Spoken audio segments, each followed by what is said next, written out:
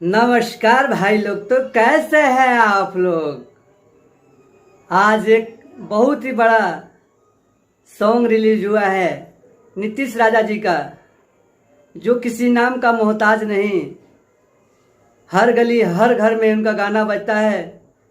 और बात करेंगे, उनकी एक सॉन्ग आई हुई है, आज रिलीज हुआ है नीतीश राजा ऑफिशियल से, जिस एल्बम का नाम है मोहब्बत बेचाता 2, जिसका म्यूजिक दिए हैं T2 रिकॉर्ड दिल्ली, जिसका गीत लिखे हैं दिलीप दीवाना जी।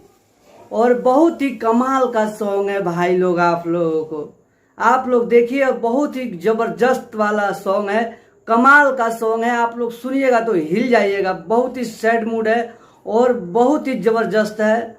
तो आप लोग जाइए नीतीश राजा ऑफिशियल पे और इस सॉन्ग को सुनिए और कमेंट लाइक शेयर कीजिए और बताइए कि आप लोगों को ये वीडियो कैसा लगा।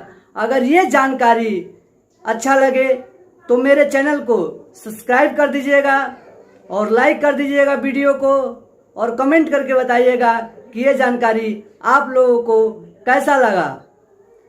आप देख रहे हैं तेज भोजपुरी, मैं हूं अमित राज। जय बिहार, जय भोजपुरी।